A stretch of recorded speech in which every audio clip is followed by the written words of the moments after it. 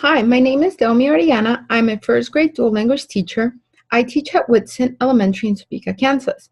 I'm going to be talking about my inquiry instructional unit about animal habitats. For this unit, I wanted to do a unit that students will be engaged and inspired to learn more about it. In this unit, I will be covering science, reading, and writing standards. I have done this unit before, but I have never done it as an inquiry unit. In my school, we have a one-to-one iPad, so it is a great idea for me to do it as an inquiry unit.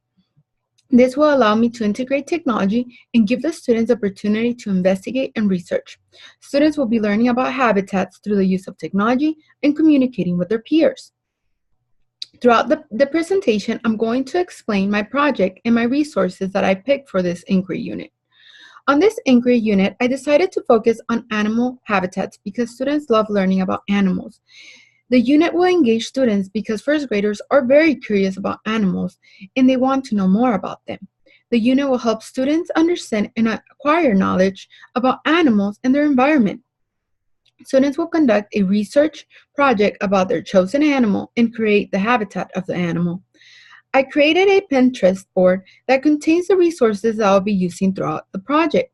I use Pinterest because I've used it before and because I have all my educational boards there.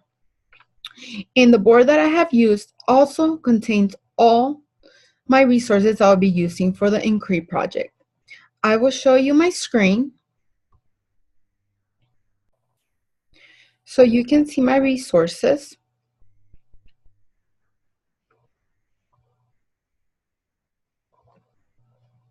These are all my resources that I'll be using for the project. And I will start the project by providing students with a KWL chart. They will be writing what they know about habitats and be filling it out throughout the unit. I will then start by showing students several pictures, and I have it right here. I will cut them out, and we are going to talk about the habitats, and I will ask questions about what animals they think they go on that habitat. I will then show a video that I found from YouTube, and it explains students what is habitat, and it is a really fun video. They will be enjoying watching it, and it is a kid-friendly video. I will then read the book called Animal House. This book will give students the opportunity to understand why animals need a home. It will also allow me to ask questions to make connections beyond the text. I will then move on from my sources, from my resources. I will then move on with a nonfiction book. Throughout the unit, I will read this Kangaroo to the Rescue book. And I will be explaining to students of how they will be using a nonfiction book to find information about the animals. It will help students to understand and use the parts of a book to find information, which is a pretty good book because it will help students how they can find facts about the animal that they have picked. And throughout the unit, I'll be reading a book called Animal Farm. I will be reading a read aloud, and this will allow me to ask questions of who, what, where, and why questions that students can be thinking throughout the research or investigation that they're doing. I have also found throughout the unit, I will also be using this fun videos that BrainPop provides.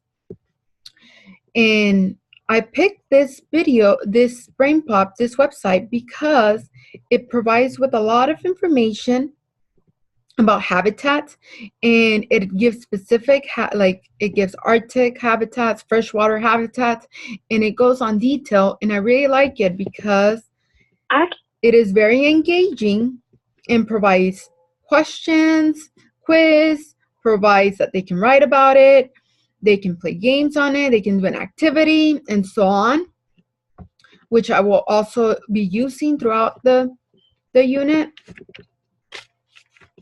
I will be explaining to my students that they will be doing a investigation and doing research about an animal that they have picked.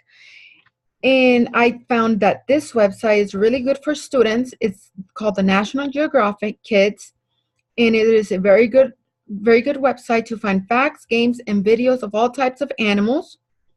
Another website that I'll be providing them that they can use will be this site that is very neat. I found it very kid friendly, and it can be very appropriate that it gives all the habitats, which they can click on one. Let's do oceans. And by clicking on this one, it gives me already information, and it provides me pictures and the animals of that habitat.